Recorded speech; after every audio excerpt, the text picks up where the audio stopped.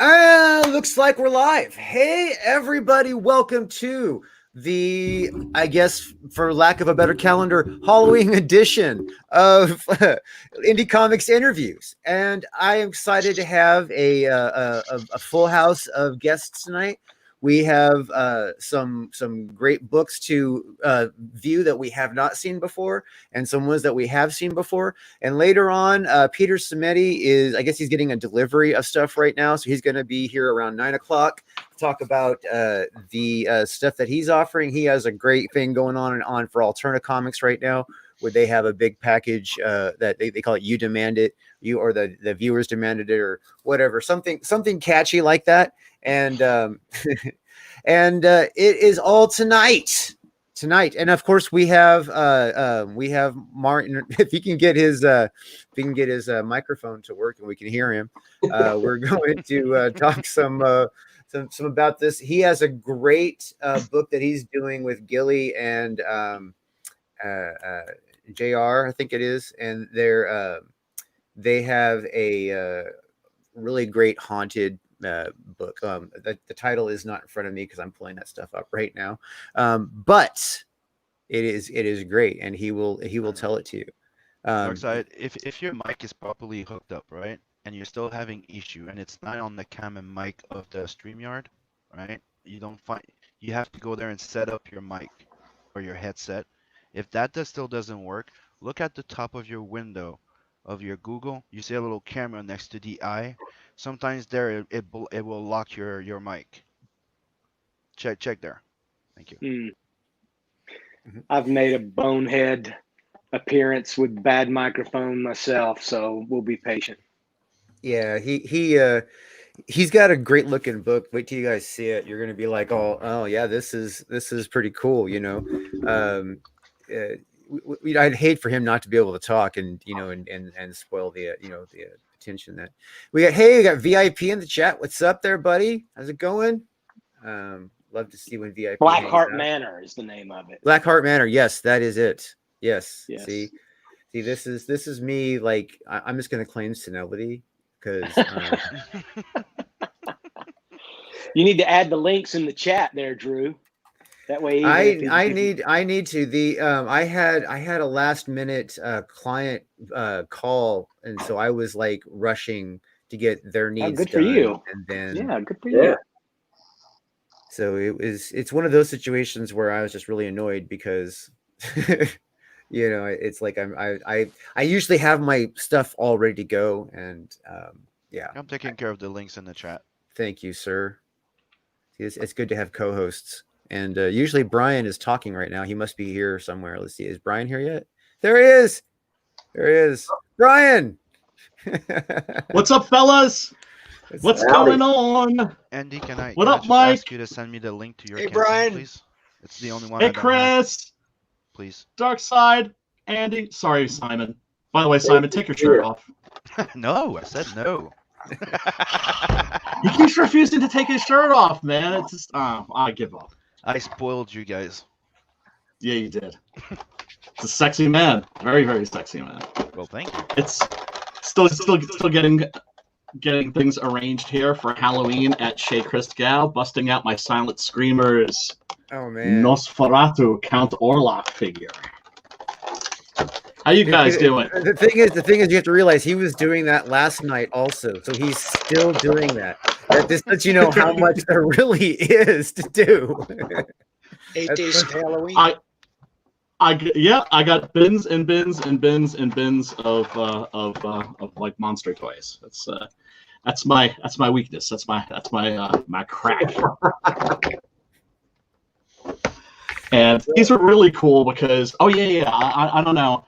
Some of you fellows might appreciate this. I think might appreciate this.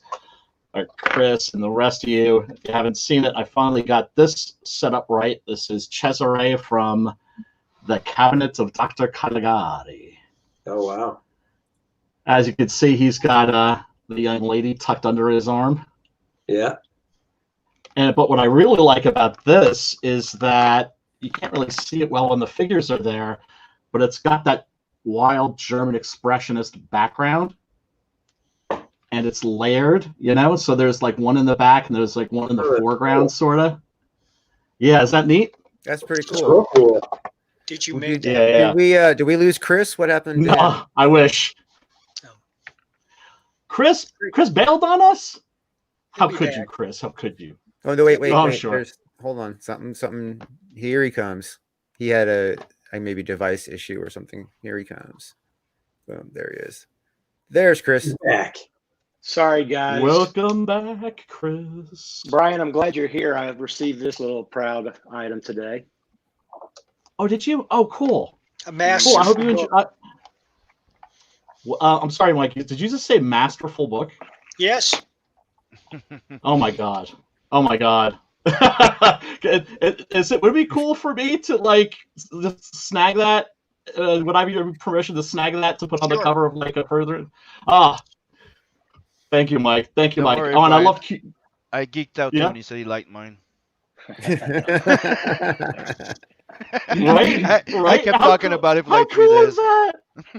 How cool is that? It's the best, man. You're in the Oh, presence God. of greatness. Yeah. Yes. That's an Most excellent definitely. concept. Yeah, and it looks good. It's a good looking product. I mean, I just opened it this afternoon. I have not had a chance to do anything but skim through it, but I did want you to know that I received I've it. read it. Have you? Man, you're fast. He's a Well, I've had it for 2 months. Have you? No. You haven't had this for 2 months, have you? Why did I just get I'm a mine little today? Because I'm a little Oh. slow on fulfillment, and Oh. it's funny because like people will sell me. No, I mean it's like I got financial problems going through like the foreclosure thing and Oh, everything. man. But yeah, no, it's life is brutal right now. Mom's in the hospital and Oh. shit's just bad. But you know, not to make excuses, because sometimes people will shoot me an email and they're rightfully like, where's my book? Yeah. And then what I want to say is, like, the dickish part of me takes over, and I just want to say, wait a second, you're probably still waiting for Red Rooster. Yeah, right. Right? Careful. All these other books you've been waiting a year for.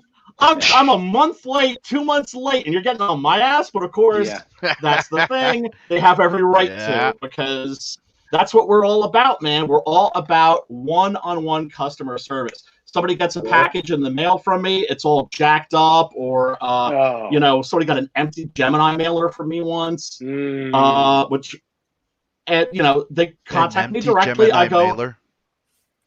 I How'd didn't you do send that it one? empty. I didn't send it empty. There's some mailman kicking back right now, reading Six Gun, going, man, what is this fool going on about? You're But, really at the mercy. You're really at their mercy. You are, but that's the beautiful thing is I got like some books from heavy metal, right? Yeah, And like the corners are bent and everything. Now I'm just gonna keep them. I'm not gonna send them back. But you know, it's not like our customers. They can contact us directly Mhm. and be like, dude, what the dealio? Or I just wanted to let you know this arrived damaged, and then we can go, I'm sorry, I apologize. I will rectify that immediately, and maybe, you know, throw in a little something extra, you know, to make up for it. That's And that's one. Yeah, well, I mean, that's you know, and also it's important for us to remember that we're not just representing for ourselves. We're representing for Comicsgate. We're representing for the whole indie comics community, because every indie comics creator that burns their customers is burning us. Mhm. Likes on the other ones. But- Yeah, Comicsgate or What was not, that? if you burn customers through crowdfunding, that customer who was prepared to crowdfund is going to be less prepared to crowdfund the next project. Yep. Yeah. Exactly. And not just your next project, but a whole bunch of other projects. Oh yeah. And it's So- something that happened on Kickstarter a few years back when there was a whole bunch of Hey. creators having campaigns. Hey. not to Does it build. work? It does. We can hear you now. Yeah. Okay, now I cannot hear you. So wait, what's going on? Okay, now You Now I got can hear you. You can hear us now? Okay. Turn the volume up. Technical difficulties sorted out. I just restarted my my computer. So hey, hi guys. That's How all you doing, good. guys? So, Excellent. What's up? Yeah, great. Glad you could join us. Yeah, All Frank. right. Thanks for Well, having me here. I think tonight let's start with one that's been on here a few times, which I'm very proud to help promote, because this book is I'm excited to check it out when it finally gets out there, and that is Florida Man. And Yeah, we are very blessed to have Mike Barron here. Yep. Mike Barron here, The very legend. talented, Comics amazing, legend, Not talented. legendary He's writer. Yeah. creator of Nexus. Sim's all getting on me for using talented, you know what I no, mean? you say as a legend. prerequisite. He earned it. It was on the Yeah, list, Iconic. man. Historic. I find generally speaking, the comics Talented. legends, as we call them, they usually don't like legend. It makes them feel old. I always like try to say Hall of Famer. Right? You say Hall of Famer, then they're like, oh, okay, I'm cool with that. I Usually. like that. Yeah, that's good. Does that work for you, Mike? Sure. That's what's important, man. Got to keep a Hall of Famer. Got to give the respect where it's due, because we're all standing on the shoulders of giants. I brought up the Indiegogo. You're on In Demand there. Are you guys still? Do you guys? I thought I saw a Kickstarter campaign, but I didn't know if that was. There is a Kickstarter campaign. There sure is, and it's got 5 days left. It ends this weekend. Oh, cool. Yeah. Okay. Ooh. So The difference Are you going between into demand? ask that again. Are you going in demand, or are you? Well, we're in what is demand the- on Indiegogo, but you cannot do in demand on Kickstarter. Right. That's The reason right. we did Kickstarter was, and we haven't really promoted Kickstarter as much. I don't know necessarily if that's been if we had a good reason not to. Everything you can get on Kickstarter, you can get on Indiegogo, except for one aspect. And well, actually, there's two. There's one tier that's just digital only. We did not offer digital only on Indiegogo. Mm-hmm. And because we were taking the advice of someone who had done a lot of successful campaigns, he said, man, people want physical books, and I agreed. But then we did have some people who didn't want to pay the overseas shipping and wanted the digital. So we've done several dozen digital books on Kickstarter now. So I'm glad we did it. We wound up with about 80 something backers over on Kickstarter. We just set a modest $500 goal so that we would hit it really quick, and we did. The other we do it. Yeah, the other aspect that we have on the Kickstarter is Todd Mulrooney is doing some original art headshots. So there's like an art tier package that we don't include on the Indiegogo. And for some reason, Indiegogo or Kickstarter said that we were a project that they love. So that kind of gave us a nice little signal boost there. And it's the same video, Oh, yeah. same book, same content, same great creators. But we've been happy. We also have some people. I don't know if you guys have ever dealt with this, but we also have some backers who don't use Indiegogo, and vice versa. Mm-hmm. They Yeah. won't use Kickstarter. Oh yeah. Oh yeah. Matter of fact, Yeah, I put go ahead. Go ahead. Well, I hate to No, I say was it, just but we gonna actually say- lost a backer because we launched on Kickstarter. They said, "I'm canceling my order because you went to Kickstarter." Really? Yeah. Wow. lots of real them. tribalists. Indiegogo? Yeah, there's a lot of tribalists in indie comics, Wow. boys. Yeah. It's This yeah, is true. Kickstarter has a reputation for censorship. I don't see Mhm. any reason not to use the platform. I put Six Yeah. Gun on there just as an experiment, right? Yeah. And You're right. and intentionally didn't promote it just to Mhm. see what would happen, because that's one of the things that we indie comics creators do is we experiment and then we share our Yep. results with our compatriots. Yeah. And I made about $3,000 Yeah, just good. not even trying. Now, Well, that's what we've done with Kickstarter. Also, we've just sort of experimented with some different techniques. We really didn't want to go back. I know we're back on Drew's show again, but we really have tried to break new ground. We're looking at talk radio shows in Florida. We're looking at other podcasts. Mike's going to be on another show after this one of someone we've not been on before. It's just going to be him, not me. So we're just trying some different things that we didn't try with Indiegogo. We've been very, very pleased with our Indiegogo backers. Another thing I've noticed about Kickstarters, there seems to be a lot of churn. I don't know if this happens as much on Indiegogo, but we'll get backers, and then a few weeks later, this backer will drop out, this backer will drop out. Yeah. I mean, it's Yeah, it always happens. going up, but it's, 2 steps forward, 1 step back. Some days it's better than that. So it is what it is. We're happy with where we're at. If we make $3,000 by the end of the week on Kickstarter, it's going to be a successful experiment. Obviously, we'd like that to be better. Yeah. But that's why we're kind of out promoting it now. So you can get that digital tier for just Well, $10. the beautiful part about that is it doesn't cost anything to put it on Mhm. Kickstarter. So everything that you Right. pull on there is actual gravy. And if those people are the people that want it but wouldn't dare check it out on Indiegogo, you know what I mean? Mhm. I actually am curious. I don't think Kickstarter would let me have Captain Love on there. Although some people told me yes, some people told me no. But the thing about Kickstarter is it is actually the more well-known platform. that's right. Kickstarter is actually like a term that people use because of this website to describe crowdfunding. You know what I Right. mean? They go, "Oh, you're gonna do a Kickstarter." You know what I mean? Yeah. So Right. so And people say, "Yeah, I'm going to do it on Indiegogo." Cool. Right. Nobody bats an eye. Right. Yeah. They don't realize that, but a lot of people who are familiar with that aren't familiar with Indiegogo. So they go to Indiegogo and it's a new crowdfunding platform and they're like, well, it's not Kickstarter. You know what I mean? I've noticed that is something that I get, like a lot of people like, what's Indiegogo? Well, I've never seen that. You know what I mean? So Mhm. it's because it's got a much smaller audience still. It just, they're Mhm. still growing. Yeah, but it's two different audience too. One's used to one certain is. type of approach, and Indiegogo's used to another. So that's why sometimes Mhm. there's clashes in between. Like, we have a different model of offering bigger books for a bigger amount, while Kickstarter we're used to having more of a floppy and a lower cost price. Yeah. And Mhm. that's two different models right now that are kind of colliding right now. And as you can see, like, you're seeing the old crowd and the new crowd of CG.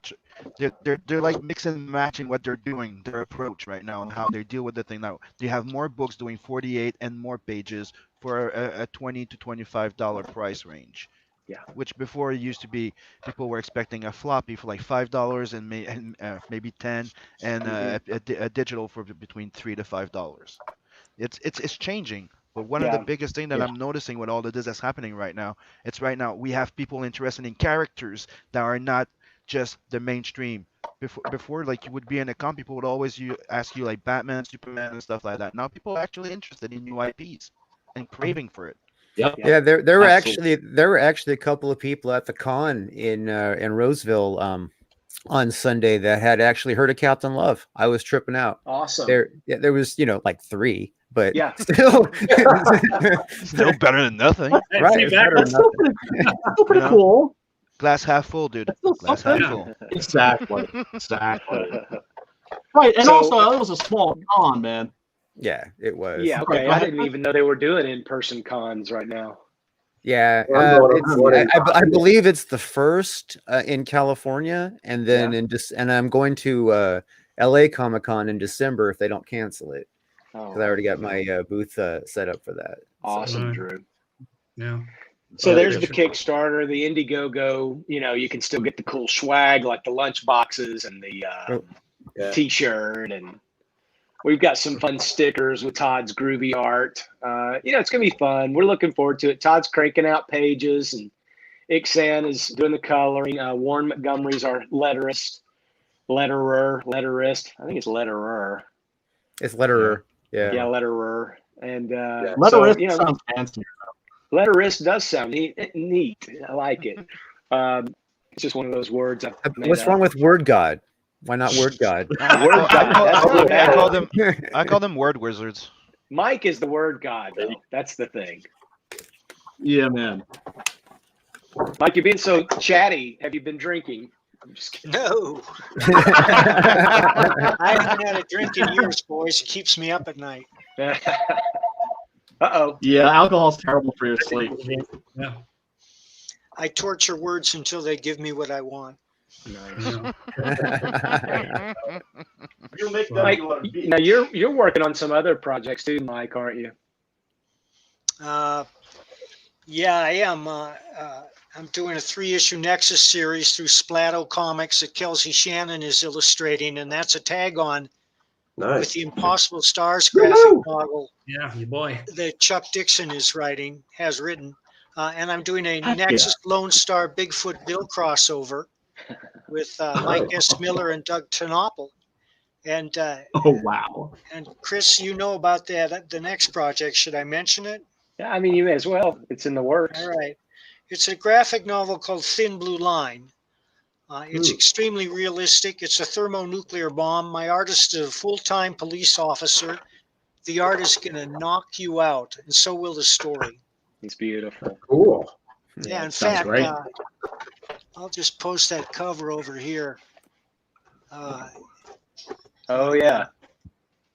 Where can I post it?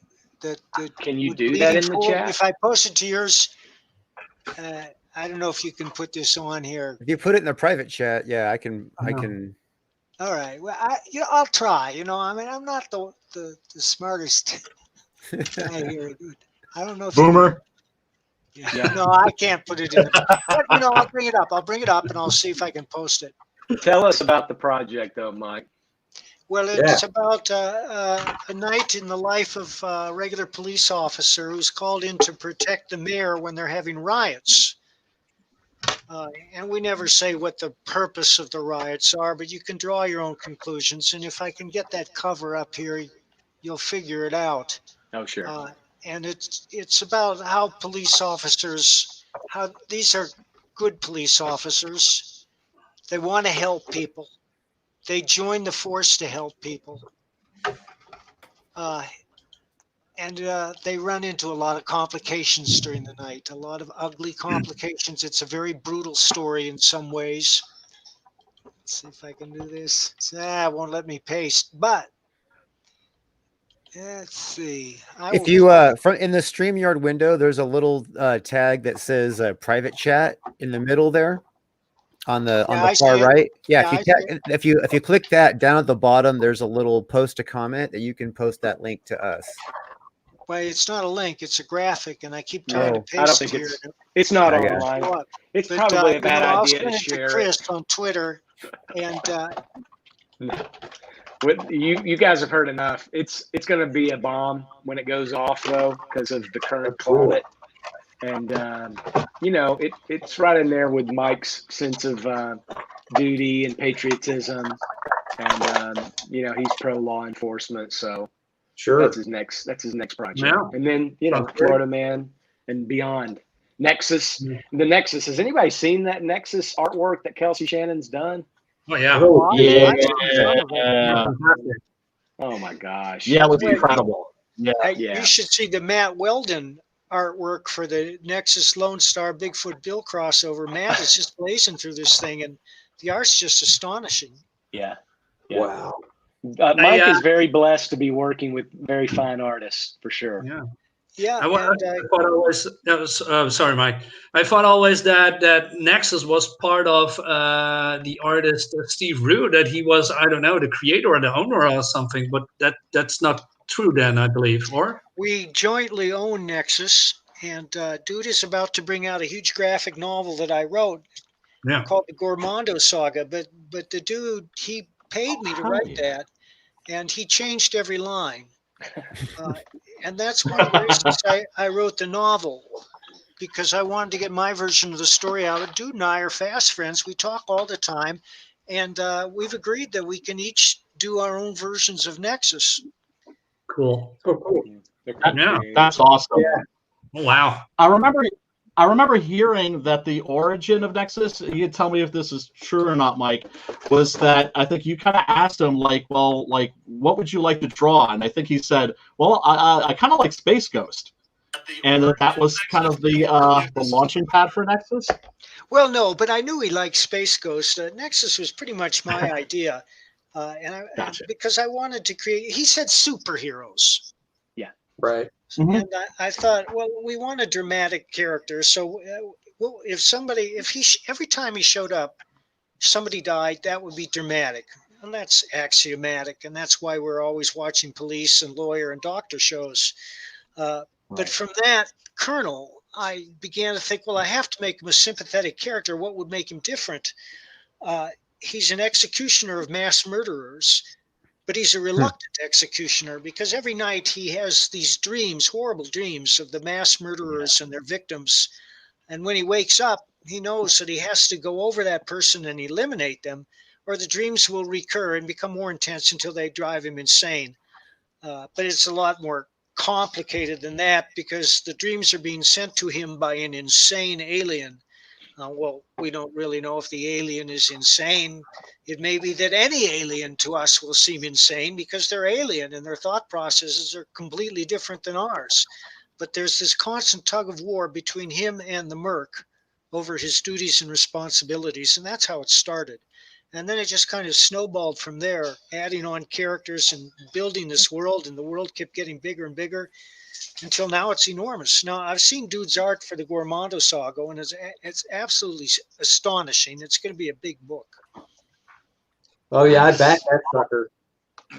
Oh, I can't wait for that, man. I can't wait for that. Yeah. I remember like when I was in high school when Nexus came out, it was that dream angle that really hooked me. You know, the fact that every night he was going to have these dreams of these horrors that these fiends had committed until he put a stop to them.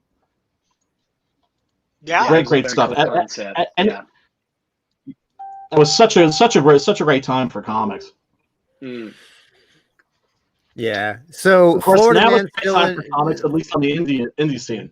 so Florida Man still in demand, and it's 33K, and Yeah. that's actually pretty respectable on Indiegogo these days. You know what I Yeah. mean?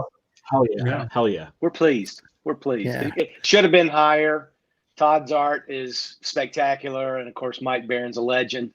But maybe I didn't promote to it make well you enough. laugh Who out knows? loud. Guaranteed. will. Yeah, Guaranteed. it's The hilarious. funniest comic you will ever read. It takes It will. humor to a new level. It's not puns or stupid jokes. It's situational humor arising out of the situations, many of which were inspired by the Florida Man headlines, Mm. but also, and every writer knows this, when you create a character, at some point the character takes over and tells you what he's going to do. That's what happened to me with Gary. And the situations just go from absurd to more absurd to insane. I was actually doing some searching to see like how well you guys have saturated the online market, and I was actually surprised to see like a lot of room for additional marketing. So I hope you guys still plan on leaving this in demand and doing something like actually making a what I would call traffic traps. Because right now, especially now, because like I guess Obama has like dropping the Florida Man in his speech as far as lines, you know what I mean? That people are searching the phrase Florida Man like crazy, like Maybe you crazy. can help us out with that. Yeah, Yeah. I would be happy to. marketing. It is something that I'm very, very competent in. But yeah, so I seriously saw the opening there because when I search Florida Man, you know what I mean. You guys don't come up first, and usually if you search a title of a book on Indiegogo, it comes up as the first result because Indiegogo That does is. surprise me. Yeah. Yeah, that does surprise me. Mhm. Okay, yeah, we can talk about that after. Yeah, definitely. Thank So. you, Drew. And what I like about Florida Man, from what I've seen of it, is that it looks like it's not mean-spirited. It looks like it's kind of like the Trailer Park Boys in the sense that you have to have an affection for these characters, That's or true. you're gonna lose interest. You know what I'm saying? You can only watch people do wacky, crazy stuff for so long. You know, it's when you care about them. Speak develop for an yourself. I affection. can watch Wacky Crazy probably indefinitely. So Gary is the most admirable character in the book. He really is, Really? and it's not a bunch of stepping on rakes. You know, it's really a series of Yeah. bad luck situations. of It's kind depth of to like it's kind of like one of those Rube Goldberg. I'm hoping projects. Married with Children. I'm hoping like, you know, Married with Children in Florida. You know what I mean? Kind of like, you know, Bundy. you know. That would fit. That, you know, that flavor would still be there. We are would be happy to be counted among that properties. Those properties. The Married Well, with I Children. mean, you okay? So there's already a couple of novels out, because obviously when I searched, I did find you know, a couple of novels on Amazon. You know, there, but those are novels. They're not comic Right. books. It's a different storytelling medium, incredibly different. Sure. So, you know, so I don't want to, like, you know, I was very tempted to buy those and have them shipped right away and then read They're them. different. Yeah. You won't they're be different. disappointed. They're not the same thing. Yeah, this is just inspired by it. Same characters. No, the novel came first. I think Right. you're referring to my novels. I have two Florida Man novels. Yes, you have out. two. What's the first one is Florida Man, and the second one was called Hogzilla. Yeah, Hogzilla. Yeah, that's it. Hogzilla. Hogzilla. Yeah. Yeah, and they're you know, on Kindle, and if you are a Kindle reader, they're extremely reasonable prices. You know, because Kindle books are you know, inexpensive to get your hands on, and they're available now. Now, The So- first one is also Check 'em available as an out. audiobook, narrated by R.C. Bray, whom I understand is one of the hottest book narrators in the business. Oh wow. Nice. I love audiobooks, man. They get a bad rap, but I find more and more people are taking to them these days. My only Yeah. concern is if you listen to it while you're driving, you might crash. Oh god, that's a selling point. That should be a quote on the cover. Well, actually, a lot of It should come with people a warning. choose audiobooks because you know, obviously you get the entire effect of reading a book, but you get, you know, someone to actually read it to you. So those of us who have, you know, like, after reading an hour or two, our eyes ache, can get an entire book. You know what I mean? Without hurting ourselves. You know? I I always love think them that's for a 16 long hours drive. long. Wow, 16. That's such a time sink. But if you think about it, even comic books and regular novels, they're not passive. If you can listen to an audiobook while you're Yeah. cutting the grass or driving, so Right. that is Mhm. passive entertainment. But when you're reading, that's active, and you can't do anything else while you're reading, which I Right. think is one of the reasons why reading has slowed down so much in recent years. People are just lazy. Mm-hmm. Yeah. Yeah. Well, I wouldn't say that people are just lazy. I would say that I would say that people are consuming more modern entertainment sources, absorbing their information in different sure. ways. But And most of it's passive. I You're just think saying the most of same it's thing, just. but in a different Yeah. words. I think most of it's Well, passive. It's I think Sim, also I people was have setting much it free up, dude. time. You I dog. know, but you know, I'll calling you out. Sam's got my back. Yeah. Yeah, man.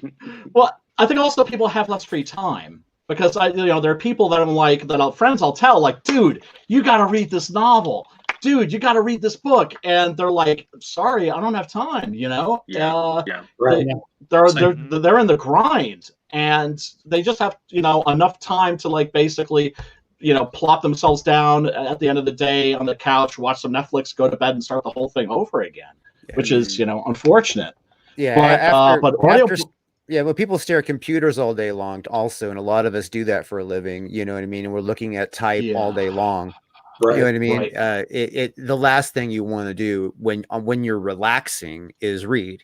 You know what I mean? However, when like if you're on like a bus ride or something like that where you're stuck in one place for a long period of time, a nice book is pleasant. But actually finding time to sit down and open a book that doesn't take 15-20 minutes to read you know what I mean, is difficult. You know what I mean? But an audiobook, that's something that you can, you can have with you and keep going for a long time. And, so I am in favor of technology moving forward and giving us more choices, because it helps us, absorb more. So. Yeah, Absolutely. It's like the whole digital comics option. I'm not like a digital comics guy. I want the actual comic in my hands, but just because, there are other people that do like prefer the digital copy, and of course that's also comes in really handy when you're selling it to foreign customers, foreign backers, because then they don't have to pay $20 for shipping. And it's not just that, dude. You're in business. You don't ignore a clientele, even if it's just 20% of it. Yeah. There it And is. you know what? It's There like it for is. people, here's something I've considered, because of that shipping issue. You can control what part of the world can buy your book. You know what I mean? So, you know what I mean? Technically, because they have shipping information with the credit card, you know what I mean? For the purchase, you can actually say that the digitals are only available for the non-US countries. And So, another tool that you can use the digital for is to be able to offer foreign language, Spanish, French, and reach out. So you can actually sell your English book with a downloadable translated digital, so people can have access. So you can sell to Europe, France. You can have Italy, Mexico, all of those. It just opens up. Right. Well, and that's one of the things that we're looking to. I've always been cautious about that, because as somebody who's paid to have people translate websites, sometimes I find out that it's not always a good translation. And I don't know better until I speak English, French, and Spanish. Yeah, well, I got that's nice covered. for you. I'll read them after, dude. That's good. And those are huge markets that we could tap into that we're not tapping into, and they're right there. Yeah. Well, there's no reason for us not to. Yeah, because I'm not sure how many international people are in here. I mean, I'm from the Netherlands, so I'm Canadian. Oh yeah, Sim. Yeah, you're absolutely right. So yeah, me as an international fan. I don't know. Sometimes we just gotta give bust Sim's balls and just let him know that Canada's not a real country. Dude, I'm a proud Canuck. You can try all you want. I can have a cold and not have it kill me. Yeah, you'll change your mind when you come to real America. hey, all I'm saying is Canada. I'm coming. I'm coming. I got my passport, dude. Yeah, man. Nice. Yeah. No, we got a lot of people who are interested in a digital form, and just like Brian said, is that I'm a physical backer too. So every time I go in Indiegogo, I always get buy the physical perk, because I want have that physical thing in my hand and read my fingers through the pages.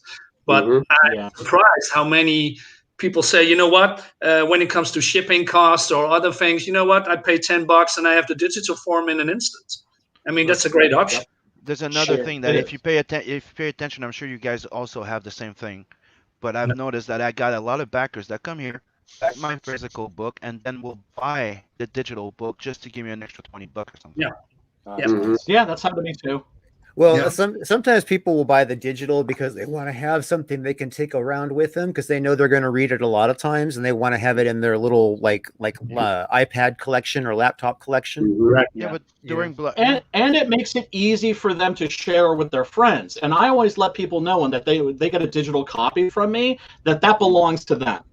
And they can do with it whatever they like, and that includes share it with their friends. I don't see it as being any different than like when you were a kid and you had a comic book rolled up in your back pocket, taking it out and telling your friend, "Here, you got to check this out," right? Yeah. So I mean, that's my own attitude. I'm sorry for a second. I need to put love on the spot again. Drew, highlight Bronson. Highlight Bronson right there. Bronson Gorilla. Bronson Sim Gorilla and I are Canadian faction. We're the all-American boys. Yeah. Okay? Yeah. Oh yeah. Love me some Bronson Gorilla. Definitely one of the sleeping giants of this scene. Yeah, without a doubt. he's got talent, and he's into cars and muscle cars, and we martial DM arts. we DM the muscle car stuff back and forth, and the Betamax he has, and I'm a little jealous of. Yes. And he has a beta recording camera, which I'm a little jealous of. Wow. And Homeboy's got some filmmaking skills that nobody Yeah. knows He about yet. does. So Mhm. you know, Yeah. he is. You just keep And- watching. The man's you guys- the man's got some skills. And you guys keep freaking Yeah. putting pressure on us Canucks, dude. And he's been reaching out to me, going, "Dude, we need to faction up, dude." Hell yeah.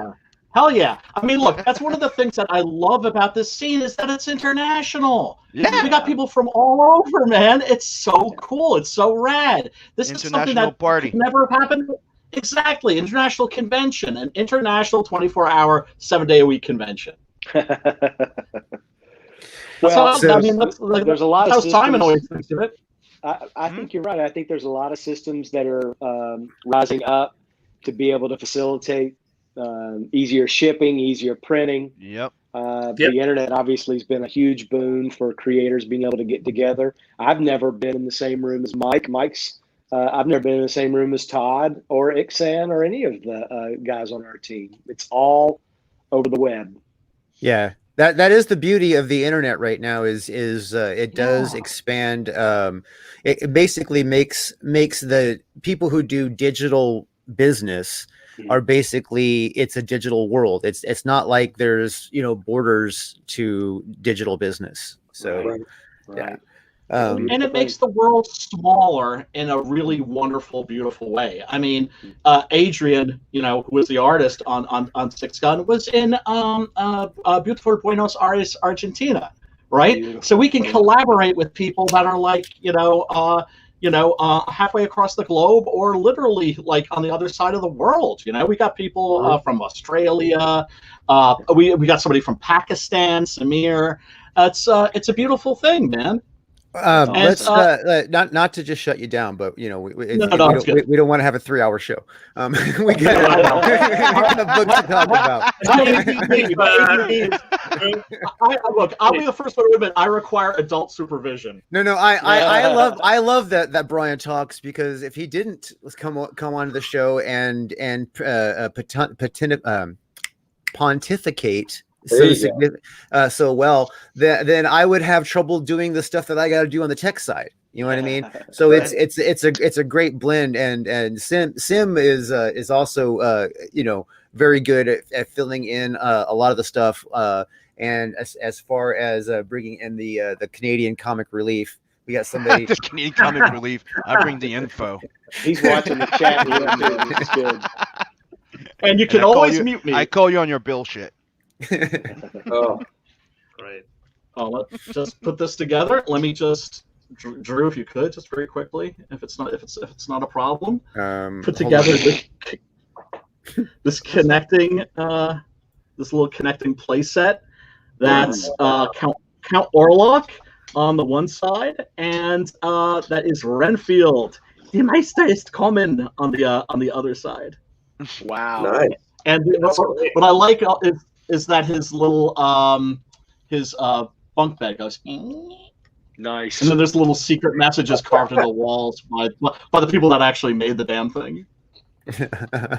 Dude, that's awesome. Now I got to figure out where to put this. Yeah. Oh no. I just love busting this stuff out. Oh, that's crazy. So, Andy, Yo. it is a joy to have you here, man. It was great meeting you on Niles and Billy's show. Yeah, man. And I actually after meeting you, I was surprised I hadn't heard of you before, which I feel ashamed of now, because I Googled you and found an extremely large amount of work where he was before. Seriously? Yeah, I seriously didn't. I feel like an idiot, because I'm sorry, Andy. I'm sorry. I apologize for Drew. Yes, Yeah. apologize. But And Andy is an extremely experienced in the world of art in the comic book community.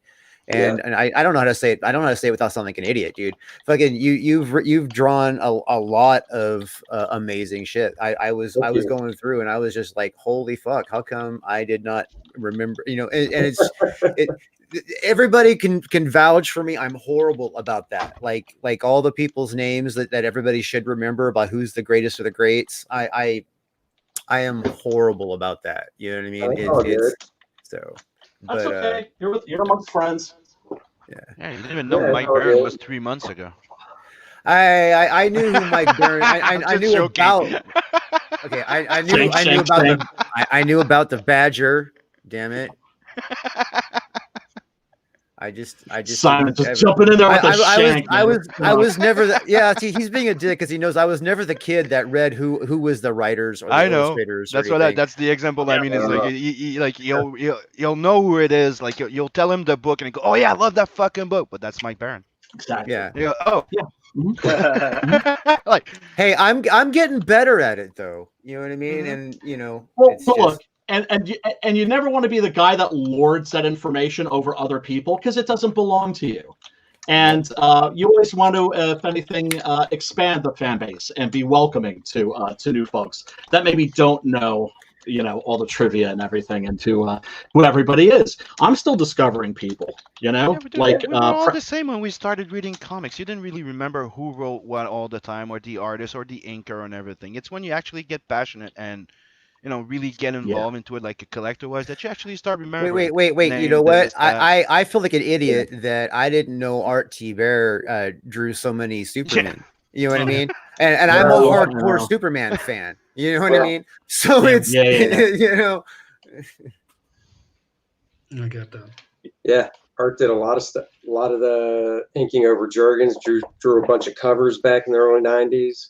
He did one of my favorite series, the new Fantastic Four with Art Adams. Yeah. Which is pricey now. Yeah, I just got the original trade paperback on eBay not too long ago for like $7. Cool. Wow. No. That's a good deal. So this one needs immediate attention. There is 10 days to go. 10 days and 3,300 to go. Yeah, and there needs to be some money up on this one. So everybody pay attention. This one needs attention. It needs retweets. It needs Is that your own IP or it's connected to the Bart Sears? No, well, Bart and I've known Bart for 31 years now. Mm-hmm. He was actually, when I went to the Kubert school, the Joe Kubert school, and that's where I met him. He was a teacher. And he kind of mentored me in my senior year at the Kubert school, and then we shared a studio together for a while, and we worked together on and off for a lot of years. Yeah, that's how I knew you, because I've been following Bart Sears for a long time. It's one of my big influences. Yeah. Those Mutant Babes and the Wizard. Yeah. But yeah, no, this is my own thing. This has nothing to do with Ominous Press, his stuff. No, I made up this. Sweet.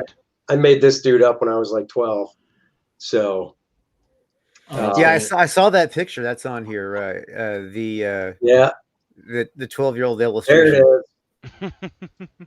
My 12-year-old drawing of First Man, what he originally looked like.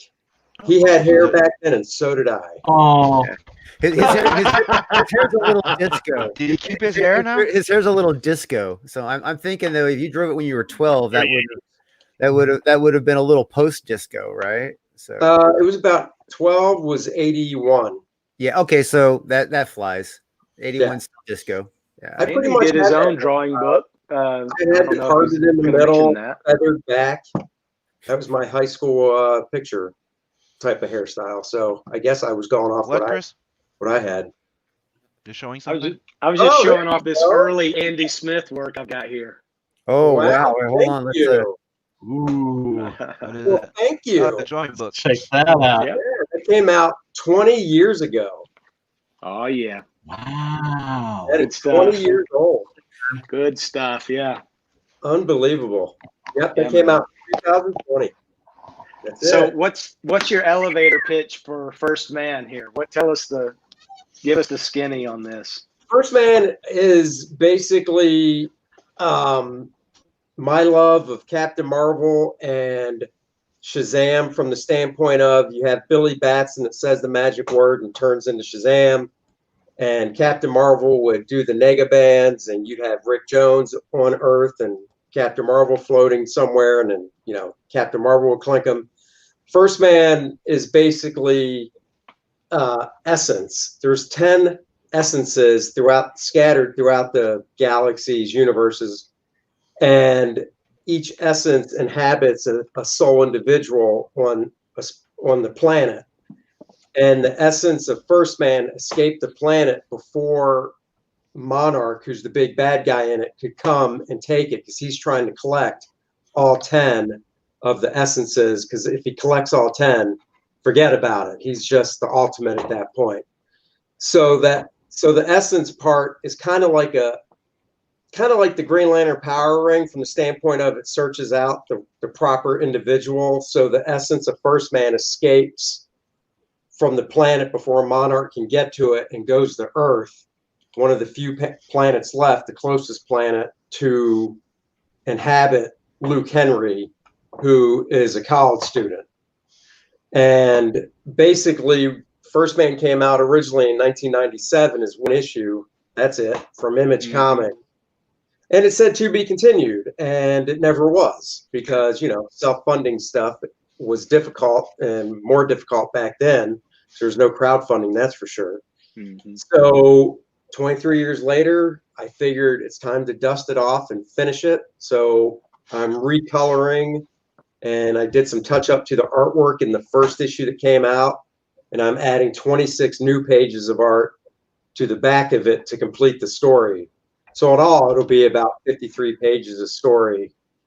And, it comes down to Monarch trying to get the essence from First Man. Penumbra is kind of, I say she's Punisher-esque from the standpoint of she'll kill if she has to or not even care. Whereas First Man's the good boy hero. No killing. Monarch villain, killing, no problem. She kind of totes that line. She's more about herself, and if it can benefit her, that's kind of the direction she'll go, without giving away too much. So that sounds like a space opera. Yeah. Oh yeah. Yeah. I mean, it has my love. Like I said, I grew up on the Jim Starlin, Captain Marvel stuff. Grew up on Nexus. Oh man. Monarch is kind of like Thanos-esque in a way, from the size of him and the power hunger that he has. So yeah, and then these are the first pages on the campaign, show the before and after coloring from how it originally looked in '97 to the remastered coloring I had done. And then there's new pages, of course, on the campaign page as well. And variant covers by some good name artists that I'm lucky to be friends with. So that's man, it looks good. It looks real good. Yeah, it does. Yeah, it does. Yeah, so you can see the before and after coloring and stuff, and then the new pages. Did you do the original comic in digital? Did you do it digitally? Draw it all digitally? No. Okay. Wow. So this has been a real labor of love, getting this thing remastered and so on. Recolored. Yeah, no, I was able to, well, see, I'm a hoarder when it comes to my art. So I started in the business in '91, and I probably for 5 years I actually sold my stuff, my original art. But then around '96, '97, I just remember Joe Kubert saying, just don't sell your stuff, just keep it. And I never looked at it as a form of income like friends of mine in the business did. They were like, man, I got to get this artwork back to sell because I got to pay this and this. And I never did that. So around '96, I stopped selling my art. So I have all the original First Man art from '97. So I just rescanned it. Oh, that's cool. Cool. That's awesome. Hey, Andy. Pops is making an announcement. There's only 3 spots left on CromCon. You should hit him up for one of those spots because you want to get this get this in front of people. Hey, Pops. Andy's on Facebook. You know what? You guys get in touch. All right. Get him into CromCon and get him a spot. Get him some attention to this thing. He's only got 10 days left on this book, and it's a beautiful looking book. It needs to get funded. So if you can help him out, man, that's awesome, Pops. Yeah. What up, Pops? Pops is great people, man. We had him on here. Yeah, we got to bring him back on. Pops is great people. Yeah. So. I got to run, guys. Oh, hey, Mike. Thank you for coming on, Take man. care, Thanks for Mike. hanging out. Great meeting you, man. Thanks for having me. It's always Thanks for the an kind honor. words, brother. Seriously. Love you, So Mike. yeah, so I just Talk to scanned you all the later. original art from 1997, and then, like I said, I like to say I did a Neil Adams to it, which is, you know how Neil, the Oh, yeah. Batman stuff that they're reprinting from the 70s. That's a sore spot Oh, with me, though. Yeah. I was not happy Well, with that, but this looks good. I'm not Neil, so I can get away with it. So I went Yeah, in right and on. the first issue, and I redrew a few faces, I redrew a Yeah. couple figures and stuff, just because, you know. But Yes. I agree with you. I'm a huge Neil Adams fan, and when I saw Me the too. stuff, I wasn't too thrown off by the new coloring, because a part of me with the Neil stuff, I was like, I'd love to see what this looked like with modern color. Yeah. But I was thrown off by a lot of the redrawing he did because it was so different. Yeah, me too. Um, I think so yeah, that yeah, I wouldn't have that's- minded it if it had been a little more subtle, but it just, after a while, it just sort of builds up. And I really Yeah. kind of miss those old 70s flat colors, honestly, on some of that stuff. Oh, yeah. That's just me. But your stuff here, that looks beautiful. So that's a Bart Sears variant, because since we're buddies, I call in and say, hey, man, do me a variant. So Bart did me a variant that I inked and colored. Very Nice. cool. Looks And cool. then I've got single figure variants. And the funny thing is, you've got the drawing book. You'll recognize a lot of these, because somebody asked me how I got these artists to do these figures of First Man for the variant covers. And I said, well, the funny thing is they're all about 20 years old, because they were all in my How to Draw book. Yep. So Yeah. not all, like the Adam Hughes one wasn't, the Mark Beecham Right. one isn't, the Brian Hitch one isn't. But other than that, the rest are all in my How to Draw book in a certain chapter on style. So I just emailed all the guys before I did the campaign and was like, hey, I'm doing this campaign. I'd love to use this art you did for me as a cover if you'd let me. And they were like, yeah, go ahead. So That's awesome. that worked out nicely. Do you ever see yourself self-publishing this art book? I don't have the Maybe rights this is- back. Oh, okay. I got you. They still, Gotcha. so the book went up to, I think, 7 printings, and then it's not in print anymore, because if it was, it'd be on, 8 or 9 by now, but they still had the rights to it. Now, my second art book, I did the rights of that one have reverted back to me. Oh, good. Okay. So, and that one came out in 2007, I think.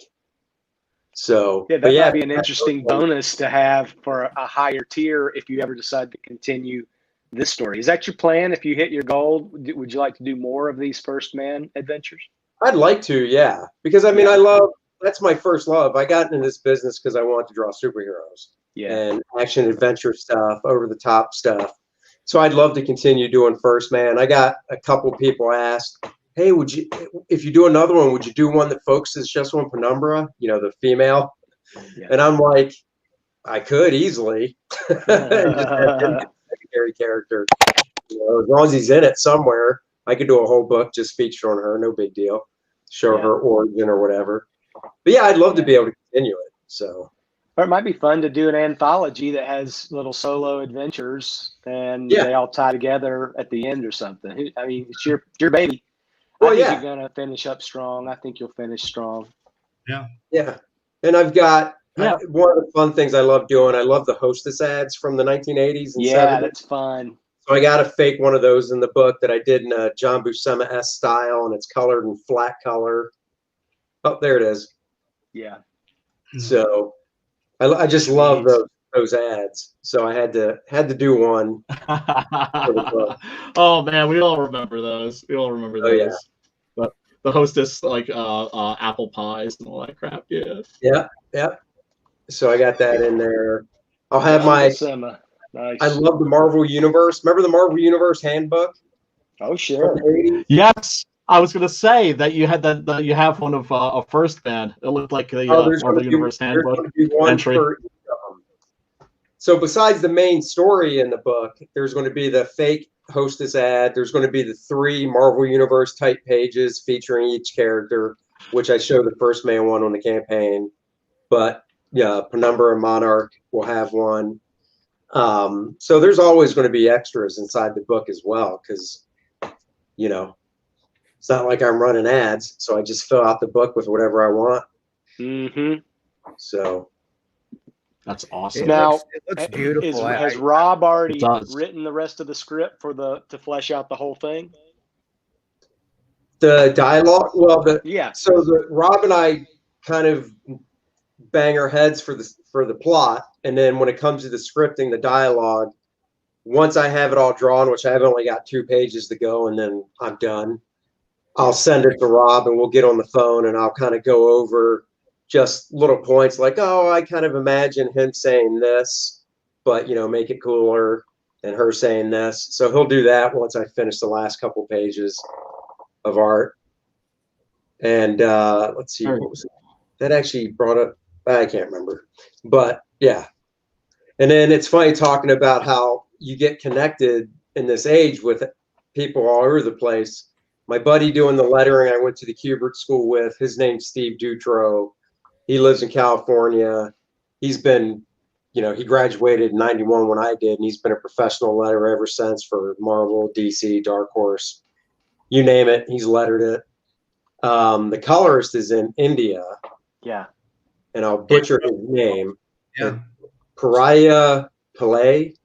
I'm sure that's not how you pronounce it, but that's how it looks. So, yeah. So, and then of course I'm doing the inking and everything. So. Now, Andy, great, I noticed that you've done Kickstarter and Indiegogo also. Yeah. Which one do you find to be easier to? Well, the Indiegogo was for the Jungle Lords, which was my creator-owned before this, Jungle Lords Ultra, and that one overfunded. And before it ended, Indiegogo sent me an email saying, "Do you want to take it over to In Demand?" and walked me through how to do that. And I was like, "Yeah, definitely." So that's why that one's over there. I was tempted to do this one on Indiegogo and not Kickstarter, just because it was really my second comic book campaign. Mm-hmm. But I just leaned towards Kickstarter. So I was like, you know, I already have kind of the followers from the Jungle Lords one, so let me go that route. Yes. I am going to definitely take it over to Indiegogo when it ends. You know, good. Knock on wood, it funds. It's still going to go over to Indiegogo, not as an on-demand or in-demand, but as a, you know, a fresh campaign. Yeah, as a fresh campaign. If it funds here, I'll start it there at, you know, a lower funding goal. Yeah. Right. So it funds quick and it gets up saying funded, you know. Exactly. But if for some reason it doesn't fund here, then I'm going to have to start from scratch there, which, you know, I'm not that concerned with. I'd like it to fund here, but does you know, Indiegogo import? I noticed that when I was just looking at your campaign for Jungle Lords Ultra over at Indiegogo, and it's just they just took all the backer data, or at least the amount of backers and the amount they backed, right, and calculated that to what you've added since, which has been a few more grand. Right. But is the backer information within Indiegogo? What I mean by that is, would you be able to communicate to everyone that backed it on Kickstarter just by using the Indiegogo platform? Or I guess you're really just saving these emails anyhow. You can just send out your own emails. Yeah. If I take, well, when I, instead of saying if, because it's going over there, when it goes over there, I'll just post an update on Kickstarter to everybody saying, hey, here's the new link for Indiegogo. Yeah. And that's where it is. Because, yeah, Indiegogo only shows the backers from, you know, that backed it there. So sure, of course. Well, it's one of the things that I brought up to that lately. You know, a lot of people were using a Mailchimp, right? Mhm. And MailChimp's been very buggy lately. There's a lot of people not getting the emails. So one of the things that I brought up was exactly that. Go back to your previous campaign and post there, because that's one way that all your previous backers are aware of it. Oh yeah, yeah, yeah. I definitely do that, and I've got a pretty good email list on my main website, Andy Smith Art, that I can send an email blast out to a couple times a month, There you go. and then I can see who opened those and who clicked on them and all that stuff. So yeah. And then the That's ones great. that started with, they just started that I was able to take advantage of is they actually have add-ons now. Because with the first campaign, people were like, well, what if I want your cover and Bart's cover? And I'd be like, well, over pledge, and then leave a note saying what you over pledged for. But now Kickstarter, you can just pick a pledge level, and once you click on it, it takes you to an add-on page, and then it has all the add-ons. And you're like, and I want the Adam Hughes cover add-on. Right. That's a new development.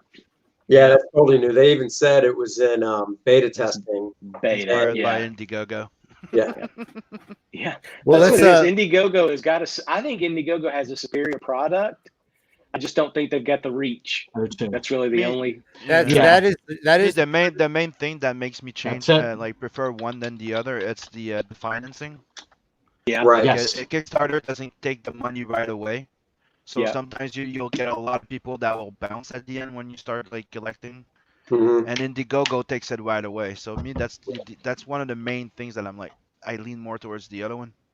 Well, you know, it's funny. I was talking to a couple of friends of mine that they're into comics because they know me. So they don't go to the comic shop and stuff, but they support me. So they'll back the stuff, you know. And their thought on Kickstarter is, the first thing that comes to mind with Kickstarter for them is products. People make products and put products on Kickstarter. And from the little bit of research they've done, when they think Indiegogo, they think comics. Yeah. So, you know, I thought that was pretty interesting from That a couple is. people that aren't into the business, whereas us being in it, it's hard to see the difference, you know? Thomas it's so true. Thomas asks, are rewards a big deal for Kickstarters? Just to emphasize on this, it goes to the point that even to the idea of like a coloring book or a board game on Indiegogo, it's not as recognized. Most people go on Kickstarter for that. Like, you're right. Like people see Indiegogo mainly for comics. Yeah. Mm-hmm. Mm-hmm. Yep. Yep. That's true. So yeah, we'll see. We shall see. I think it looks great. How many Andy, I days? sent you a message on your Kickstarter, so get back with me on that if you can. Yeah, I will, definitely. Okay. Yeah, I hope you get funded. Heck, Thank you. yeah, seriously, man. And the thing is, it's like you come on Drew's show, you can get into the whole network of live streams and start, you know, promoting. You know, like Graded 0.5, Mandy. You know, there's so many people out there that are dedicated to promoting indie comics and indie comics creators. Crowdfunding. Mm-hmm.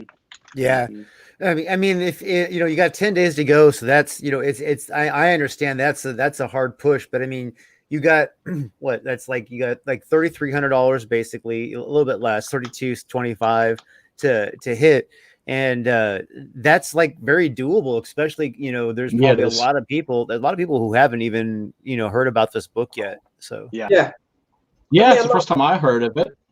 I got to be honest, I'm not really sweating it, and that and it's not even from the standpoint of, when I say I'm not sweating it, I don't mean I'm not sweating it. I know it'll get funded. I'm just not sweating it either way. Yeah, to be honest, because I've got 2 pages left to draw. Right. Nice. Yeah. Everything that's colored, and I'll be totally upfront for whoever's listening and stuff. The only stuff I have colored, you're looking at.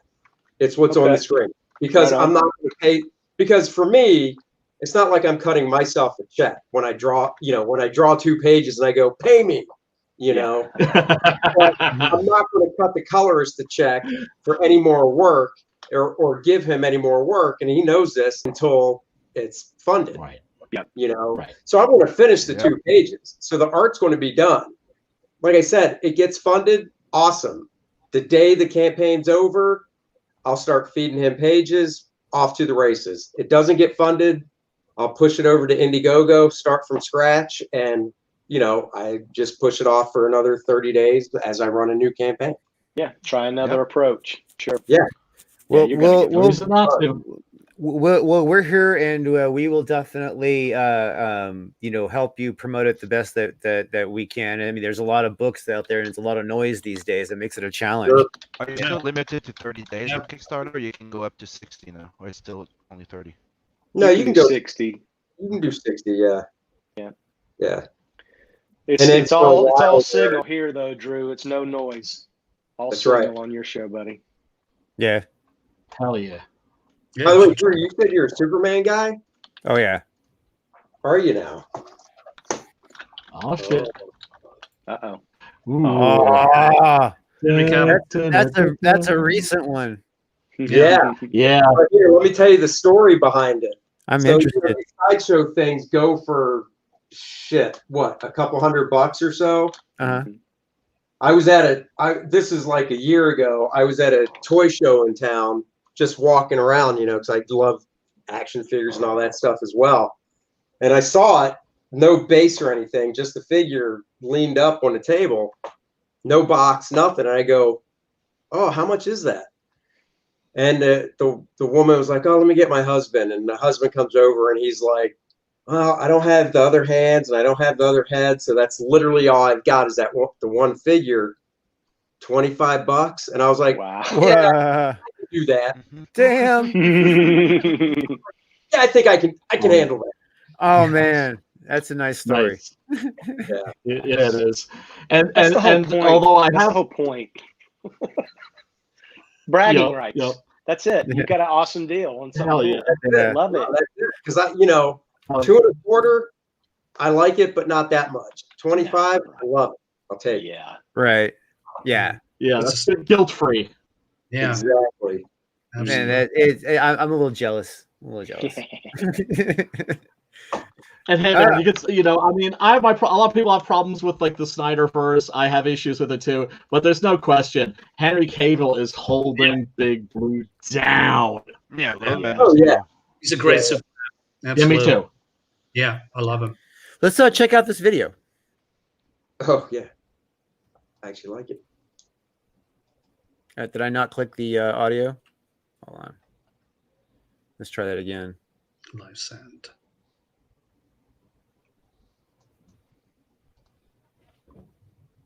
Uh-oh. I'm guilty of not clicking the audio tab very frequently. So That's all good. there we go.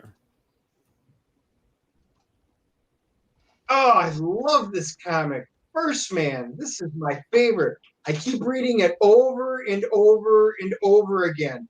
If only it had an ending, though. Guess what, Dennis? After 23 long years, I'm finally wrapping up First Man. The climactic tale will finally be told. Yes! First Man burst onto the scene in 1997 through Image Comics, and I said to be continued. Well, after 23 years, here it is, the climactic final showdown, an origin story of First Man. All the original art from the first issue is going to be remastered and recolored. The story will finally conclude. What will First Man do? Will he be able to defeat Monarch? Well, now's your chance to get on board and find out. I'm adding 24 brand new pages of story and art to make this epic tale 52 full, fun, action-filled pages. Great story, great art. With your help, we'll bring this project to life and close this one chapter in First Man. Thank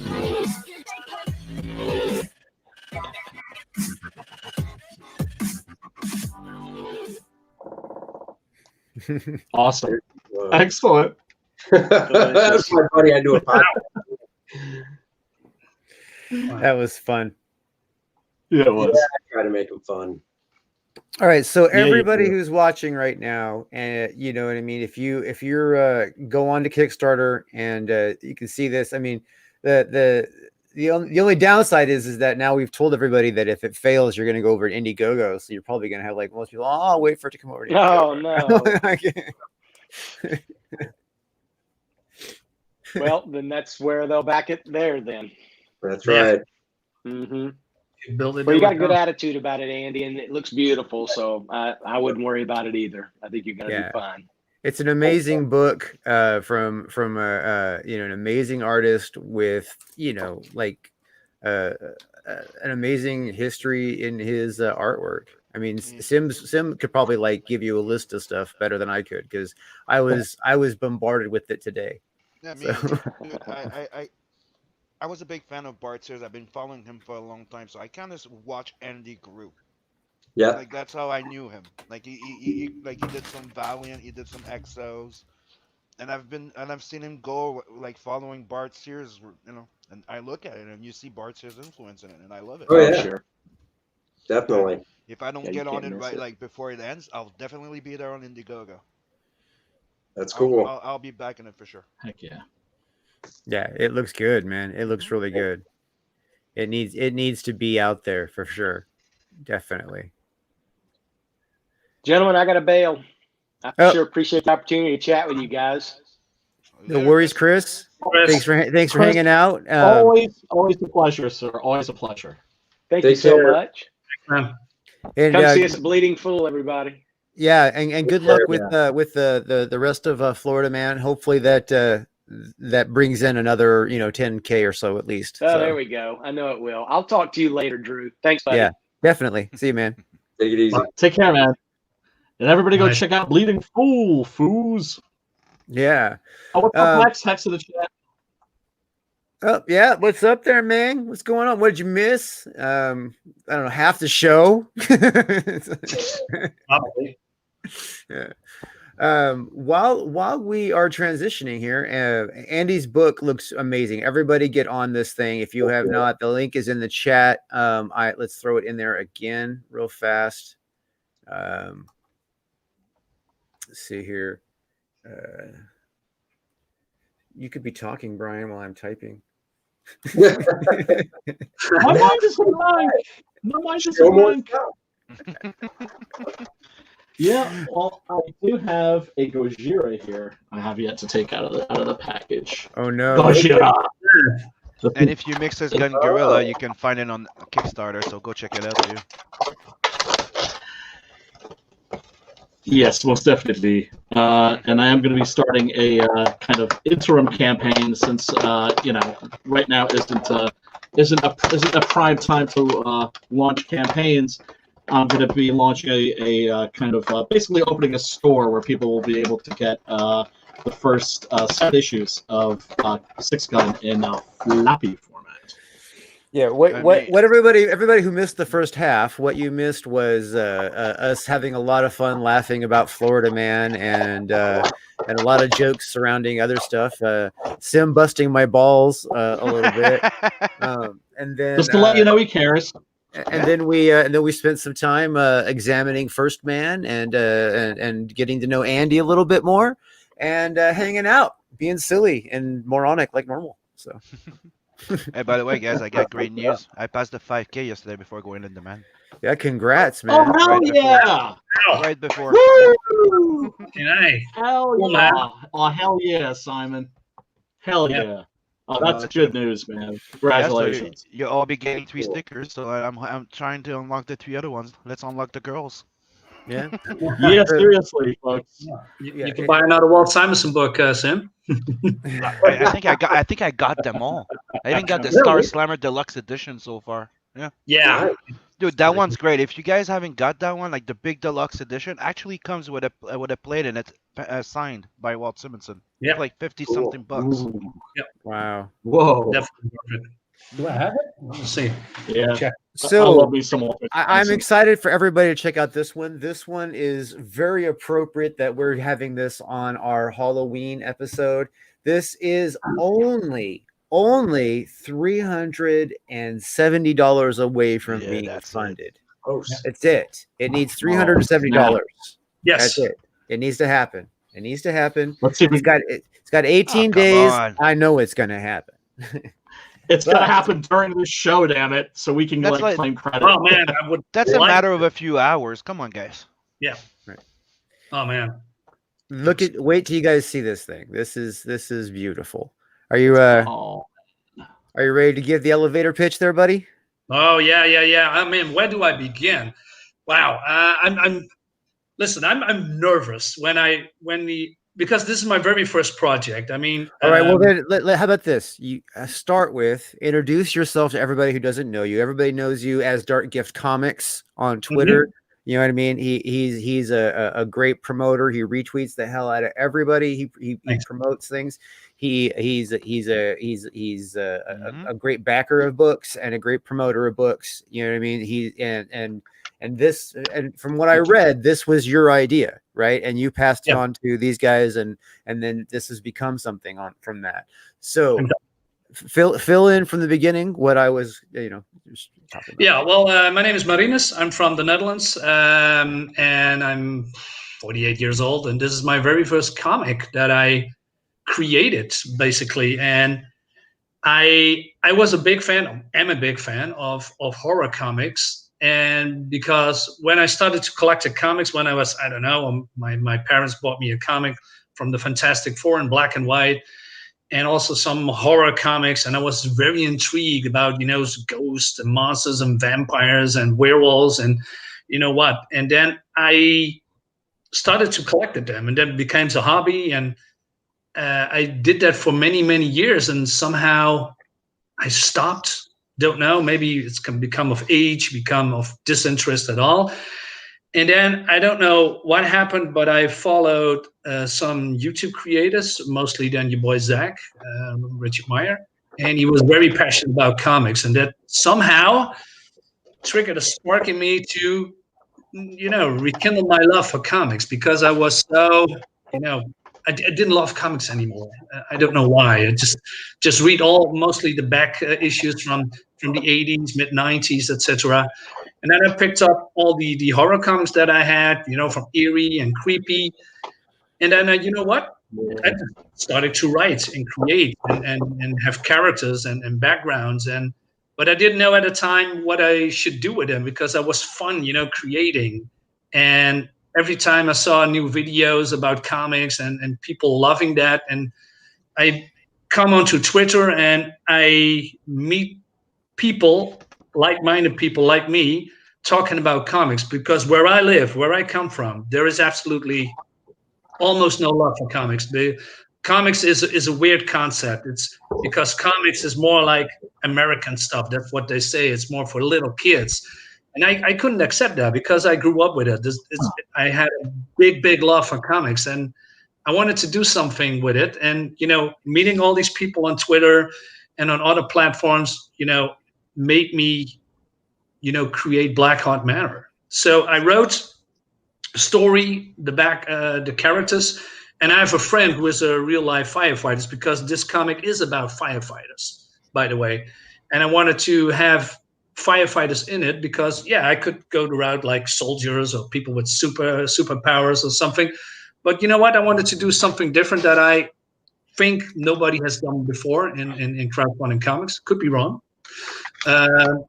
So I talked to my friend and asked him, hey man, how does it go? And when you go into a burning building, and starting up, putting out fires and helping people, how does that go? So he told me the story, how everything goes from plan A to Z, with the preparation, and that you need to have nerves of steel going into a blazing house of fire and getting the people out of there. And I was, although I knew him 20 years, we never talked about that. And then he started, open up, and I was just mesmerized from all the stories that he told. And I want to implement that in what I did here.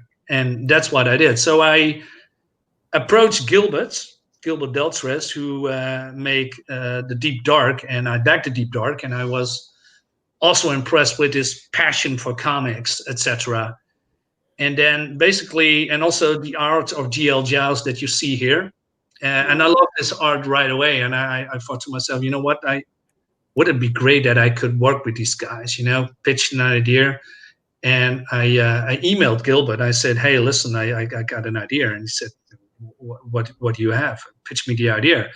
So I sit down for a couple of days, typing, writing, and I just threw it out there. And he was in love with the concept and the story instantly. And I was surprised today. Hey, what's happening here? I'm just a guy. I'm just a fan, right? I'm just a comic collector and a reader. And somehow this writer wants to make a comic with me. That's so unreal at a time. And it was last year, by the way, before COVID hit. And so we go back and forth the whole time. And basically we decided to make this Blackheart Manor because in the 70s, maybe mid 80s, there's a lot of horror comics that was in a creepy house with witches and monsters, and I wanted to bring that back a little bit. And then with the house as the star of the show, by the way, with the firefighters as the team that how do you say?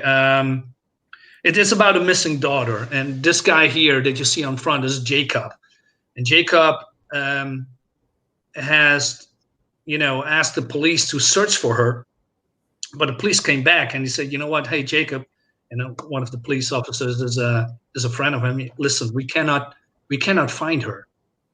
And Jacob has a hard time, accepting that his daughter is gone because he don't know where she is, and he's very worried. So the police officer said, you know what, the last time we see her was here at this address at the mansion. Maybe you should go there, reminisce about her, try to get some closure because we cannot find her. She's possibly dead.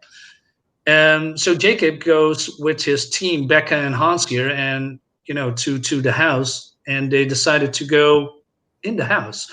But there is something, quote unquote, wrong with the house because the house is owned by a cult member of the Black Sunrise, and the cult member has plans with people disappear, people getting kidnapped. And as you see here, there's a house on fire, but it's not really on fire. That's the whole thing. That's the secret of the house. The house, there is something lurking there. There's going to be sacrifices. There's going to be a lot of blood, a lot of bodies. And I cannot talk much about the whole story, of course, but as you can see, here's the daughter running away from an apparition that bursts out of the house. We see the tentacles, fire floating in the sky because there's some eldritch magic going on. And then this apparition catches her and touches her, and then suddenly she disappears. Is she alive? Maybe, maybe not. Maybe she's sacrificed. Maybe she's still alive. So Jacob and Hans and Becca just go into the house, and there's a theme there that's about paintings. And when they walk through a corridor, they look into the paintings, but there's something off with the paintings. The paintings is not only creepy imagery, but there's something in there that only reflects what people are seeing at the time. And I think that's a really cool concept. And other team members going with them, and because there's a fire unit, and there's something happens, people disappearing, people getting killed, blood everywhere, and Jacob sees something in the distance, and he's starting to follow that shape because he sees a familiar shape with who he thinks that his daughter is. And yeah, that's how the story a little bit evolves. And I think it's a great concept with a creepy house, but not only creepy, but there's something eldritch horror here. And I think that's great that finally comics like this is coming back, and people have the chance to read what I have read in when I was a little boy, with black and white, awesome horror comics that speaks to the imagination. And that's what I'm trying to create here. Yeah. Yeah, this Excellent. looks great. This looks really great. Yeah, it does. Yeah, thanks, man. Art's beautiful, man. Cool looking. Yeah, Yeah, GL Job is is a phenomenal artist. this going to be a black and white book? Yes, yes. We Okay, wanted to, excellent. we wanted to have the style like Creepy and Eerie and other horror comics because those were in the time in black and white, and I think Yeah. it's puts a lot of atmosphere in that. And of course, you could color it, but I think black and white is more like tradition from that time period.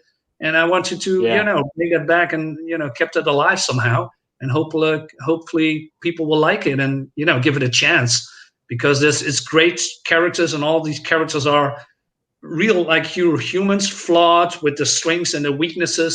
I mean, Hans is from Germany. He's from an exchange program. Becca, who has a troubled past with her father, is very abusive, and then we have Jacob, who is basically the father figure of those trio, of those two, and he takes them under their wing because he lost his daughter and he misses them, and with the troubled past these two has, because Hans, who is coming from Germany, coming to America. And then he don't know everybody. He cannot speak the language very well, so he feels a little bit estranged. And then Jacob and Becca, welcome him as a friend. And then the whole, how do you say, family, quote unquote, bonding is start to happen within the fire team. Yeah. Excellent. Yeah. Oh, it's wonderful, man. I love black and white comics. Thanks, and we wish that there were more of them. Yeah, Sim hates black and white comics, though. Sorry. Why would you hate black and white comics? I did one, and I nailed the fuck out of it, you piece of shit. Yeah, you did. So black on 72-page of freaking bloody mayhem, all black and white, and you forget that it's black and white. No, I didn't forget, dude. That's why I'm busting the balls. No, I'm joking, meaning it's so bloody that you see the blood even if it's black and white. That was my joke. Well, it all started with black and white, right? Yeah. Mm-hmm. Yeah. Yeah, this looks fantastic. Thanks, man. I really love it. And just so you know, your pitch was spot on. When you start doing like these live streams and everything, you feel nervous, you feel awkward, and it's but it gets easier. And eventually you get to the point where you feel like puking, you get the shakes, you get the shivers, you get the sweaty fingers, but you'll go through. But then you get over the COVID and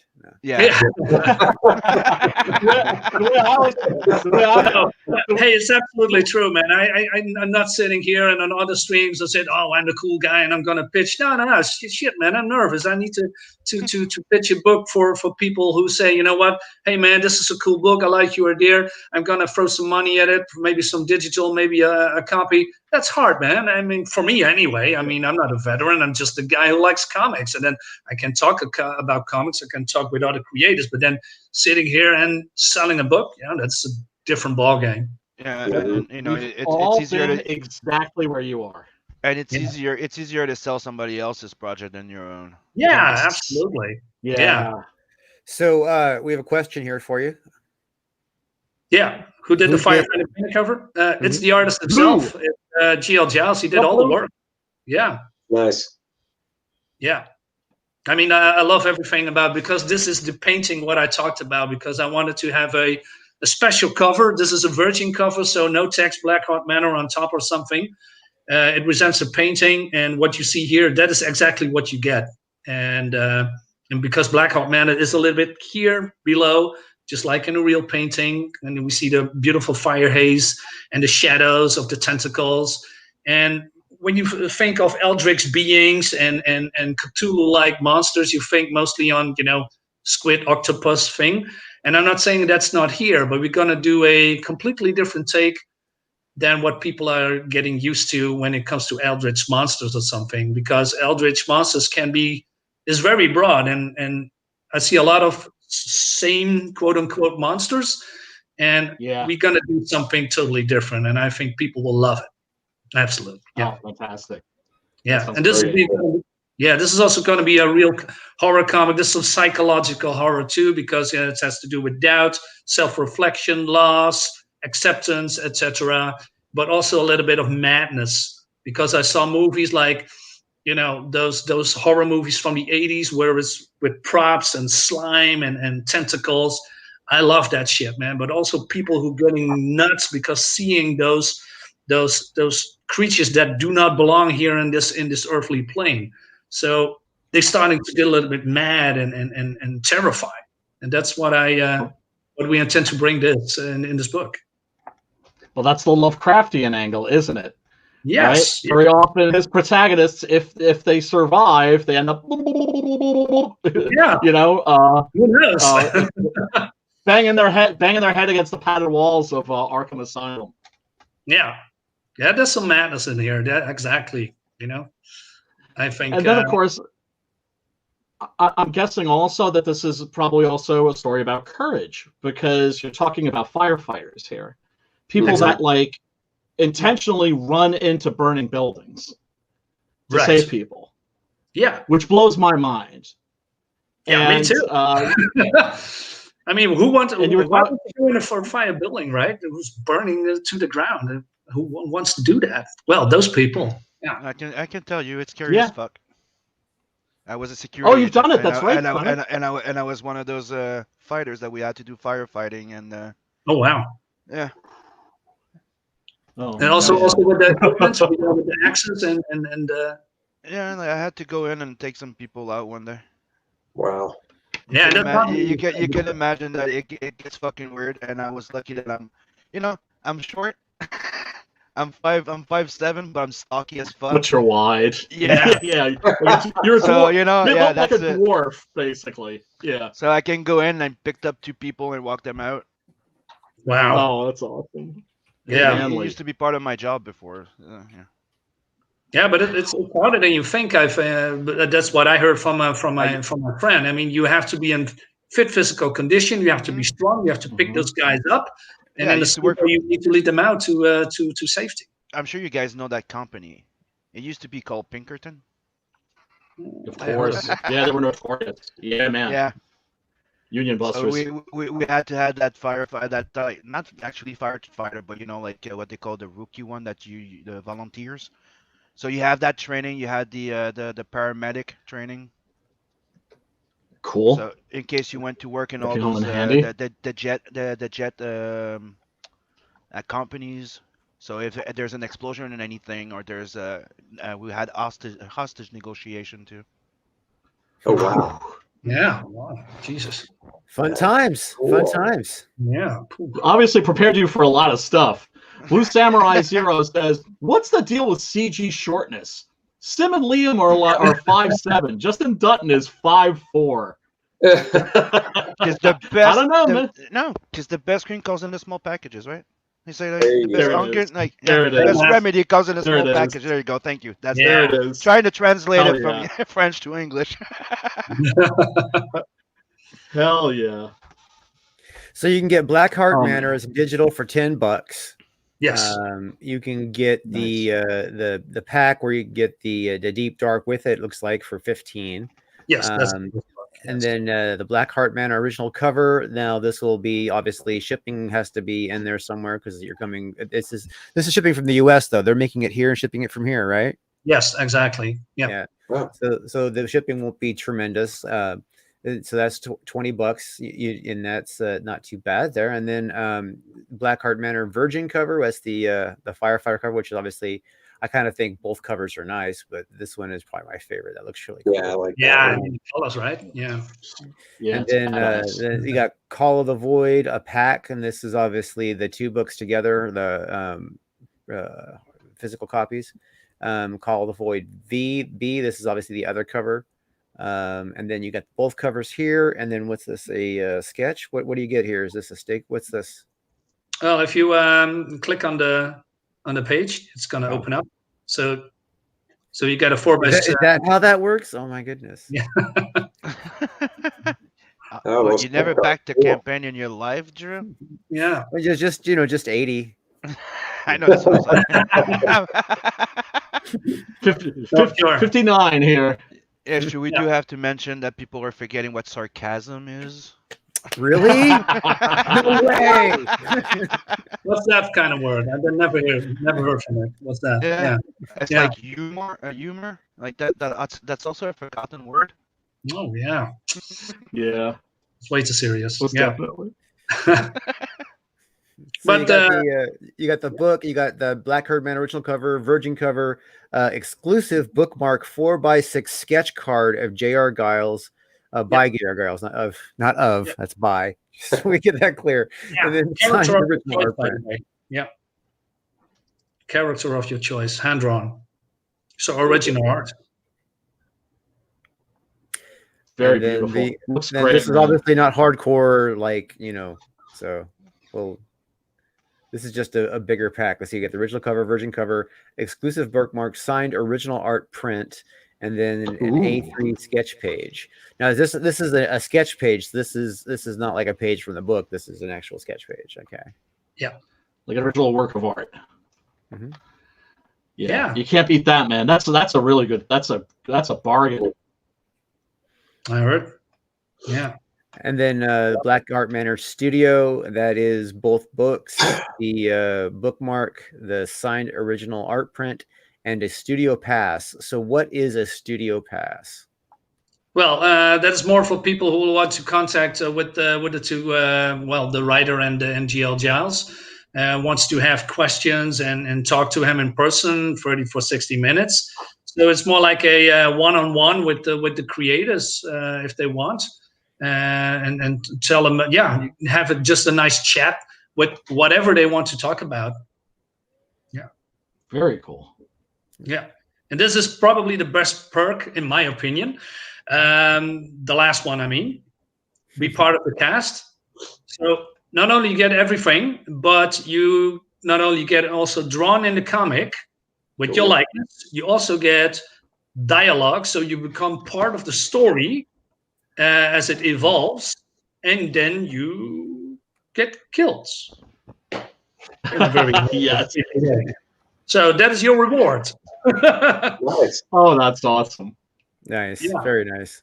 Yeah, I mean, we wanted to do something different because, a lot of people, a lot of creators said, hey, you can be drawn in the book, but we want to have, people who wants to be in the book also, be a part of the story. So instead, maybe a cameo or something. No, they are coming with you. They are doing tasks. They help you. They're going into the mansion, and then they die, of course. Let's watch the video. Dude, don't spoil it. Don't spoil it.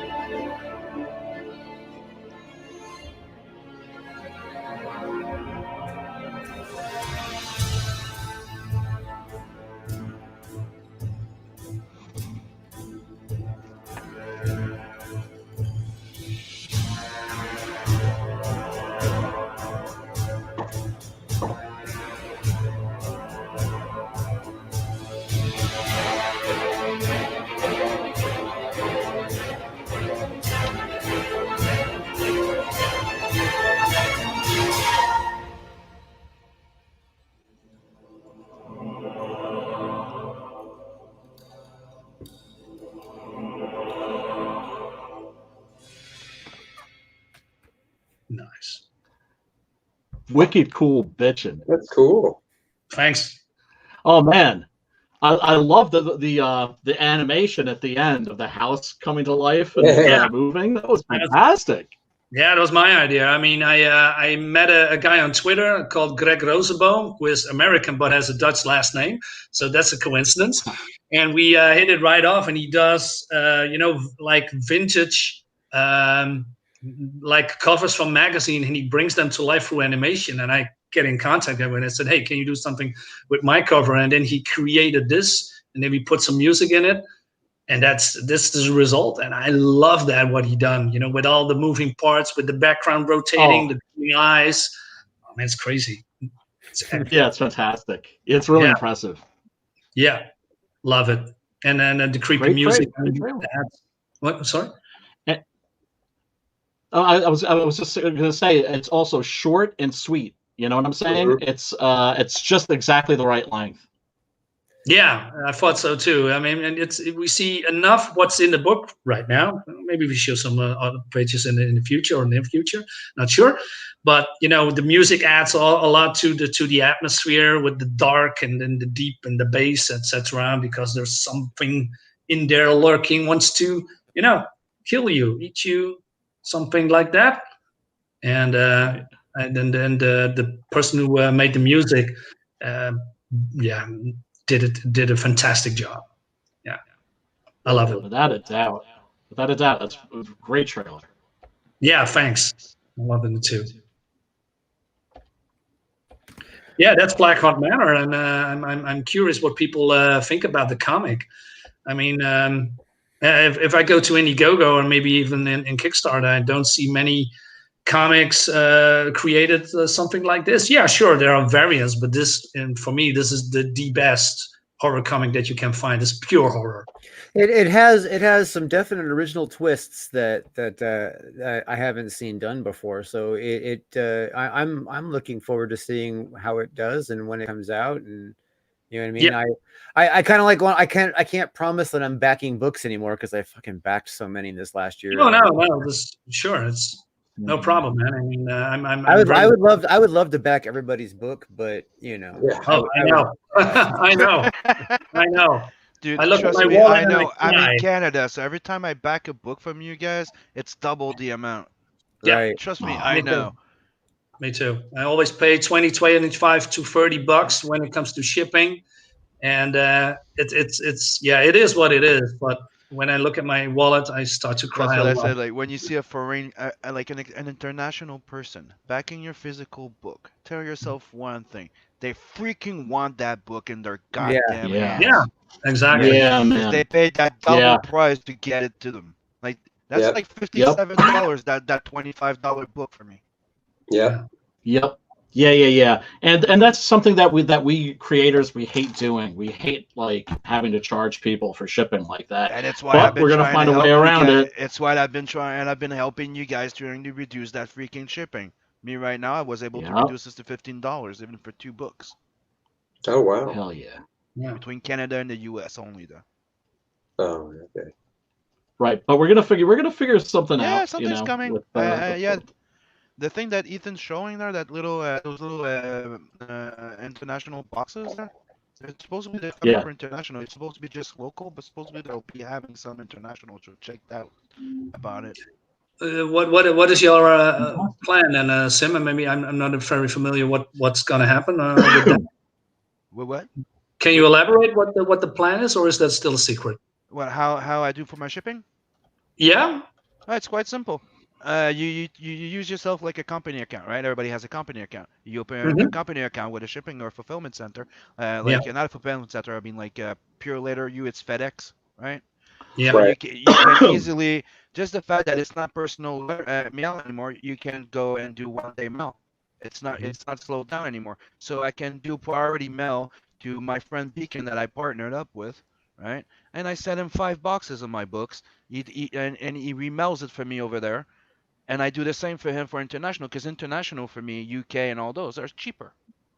Also, speaking of shipping prices, everybody should know I always promote that I use stamps.com.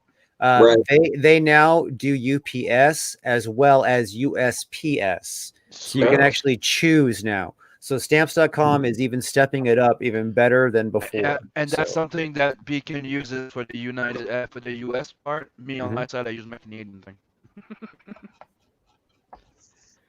Very cool. Yeah. And stamps.com will save you money. It costs like 17 something a month to use, like basically $18 to use every month, but you will save that.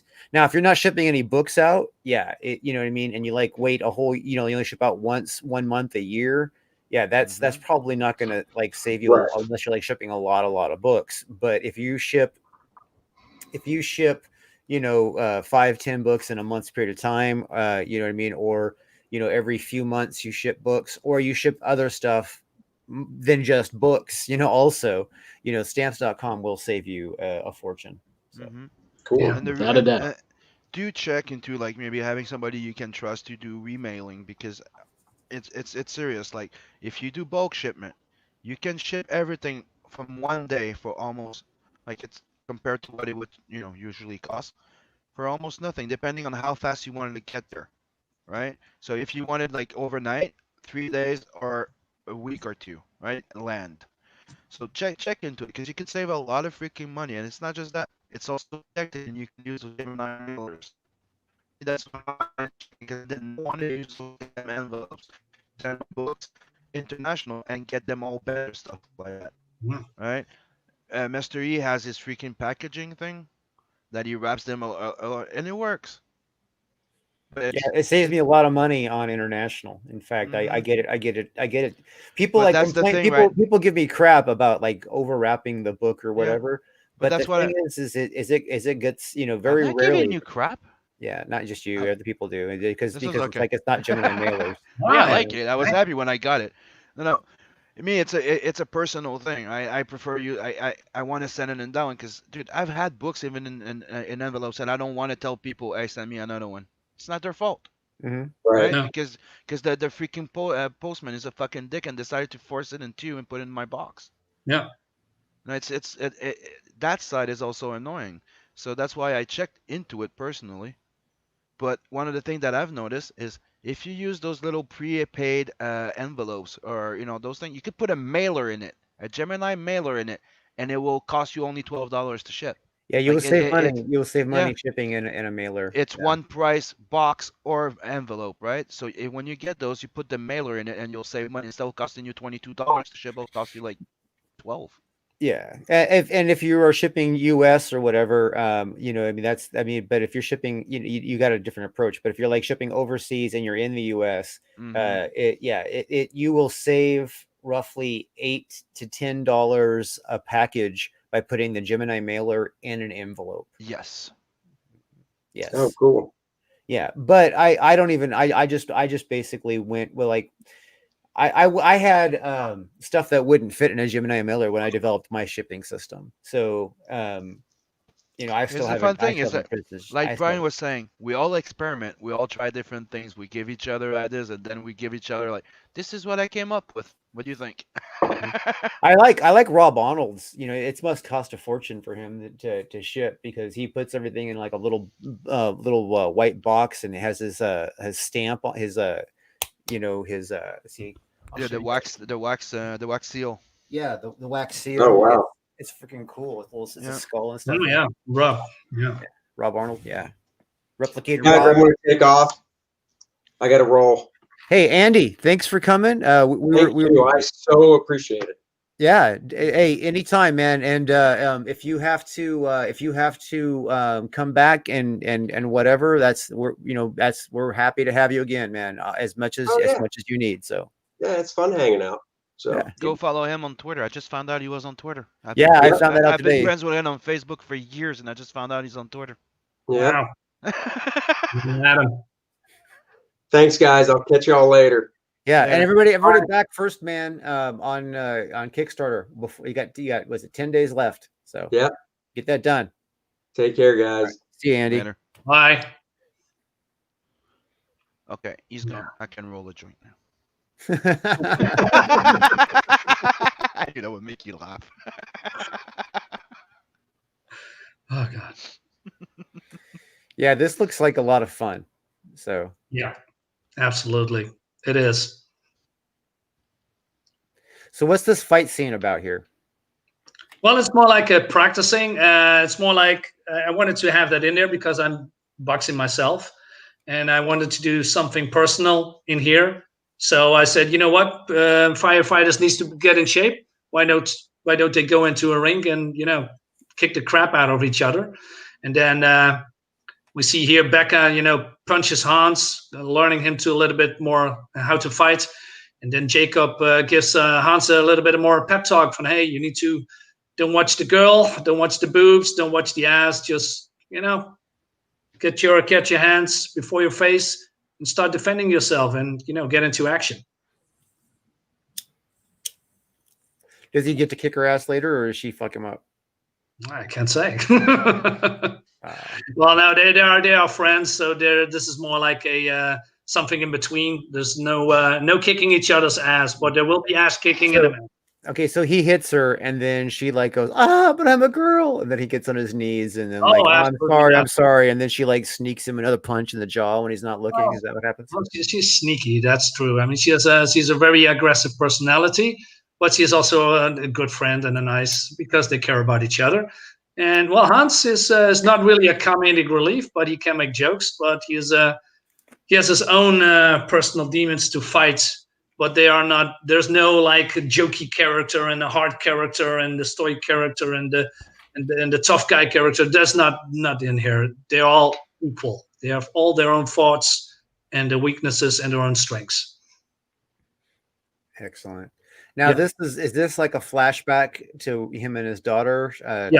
Yes. Well, it's more like he misses her, and he is coming there to reminisce about his daughter, and try to let go of what happened. So he's reminiscing. He's going back to a site where it happened while he's looking at the picture. Exactly.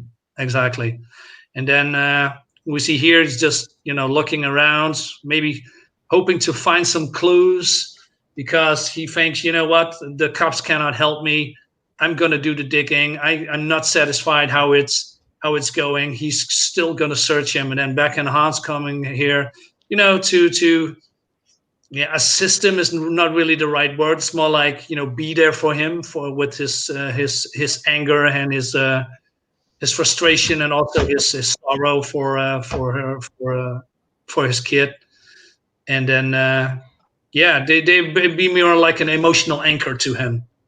But the problem with him is that he is a little bit stubborn. He wants to go in there, although Beck and Hans say, you know what, just don't do it. We are being for you, let it go. But he wants to go in and search for something, for closure. And that's the part that they decide to go in. But they are still, looking around, surrounding the building, finding anything when it comes to his daughter.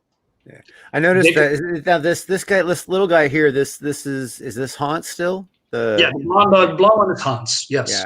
Yeah. I noticed he spends a lot of these panels staring at the girl. Yeah, he likes her. He just likes her. Not sure. We don't think we're going to do a love interest. I mean, that's very cliche. I think. So he's going to be a simp, is what you're saying. Probably, yeah. I mean, he's simping for her, as you can see. Although he never got. I mean, he lets us getting his face punched by her. I mean, yeah, a good simp would like that, Mm-hmm. He's always stomp my balls next. Yeah. No. Okay. Well, the great one of the great things about writing comics and about any kind of writing is you don't know when everything what the character's always going to do. No. I mean, this involved. You knew what I was doing. I can't see, Sam. I can't see. I know my camera's not there. My bro needed it. No, yeah. I get away with a lot of stuff today. I know. I hear a lot of streams, and then, oh man, what's he's gonna do now? What he's gonna say now? And then there it is. Boom, there it is. And take your shirt off, Simon. It doesn't matter if we could see you without your shirt. It's just knowing that you're not wearing your shirt. Fuck, do you know? know? I just know. Are you It's Harry? a sixth sense I have. Yeah, I'm Harry. Okay. No, it's actually a sweater. So he doesn't need a shirt. And the sexy Harry, not too much, just enough. Yeah, it's enough. It's not quite lycanthropy.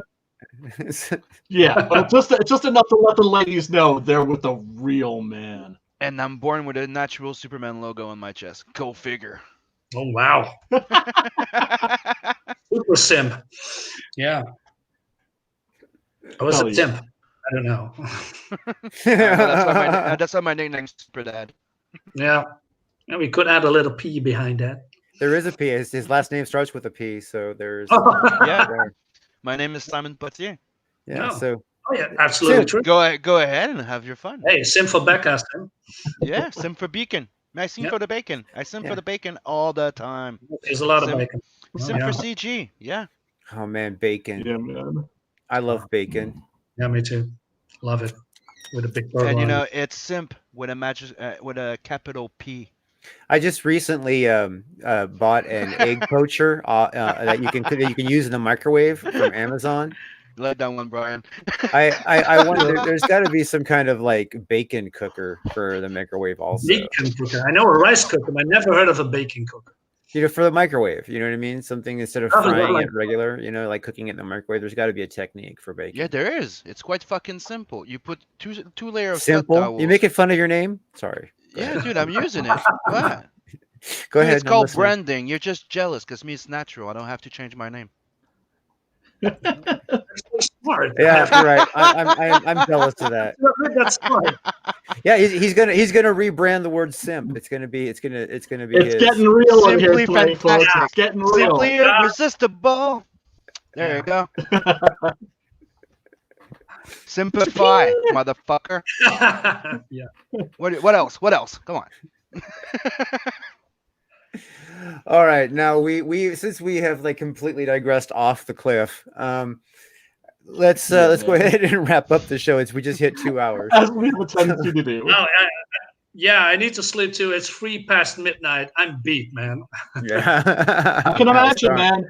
Hey, thank you so much for coming on. Your book looks amazing, and hopefully you'll start doing the rounds with like the other shows. And don't worry, it gets it gets easier. We all been where you're at, brother. Yeah, I know. All I'm been gonna in the same place. So, yeah, I'm on Red Gaze's stream tomorrow, and Saturday I'm not hosting it, but Michael Bancroft is coming to a friend of mine, so I'm going to go there. And next week I have some appointments as well. So yeah, I'm going to go out there, man, promoting myself, getting the book out there. That's what I'm doing. It's hard, but I don't care. I love what I'm doing, and I'm very thankful that I can hear on the show, Drew. So thank you for that. You're welcome.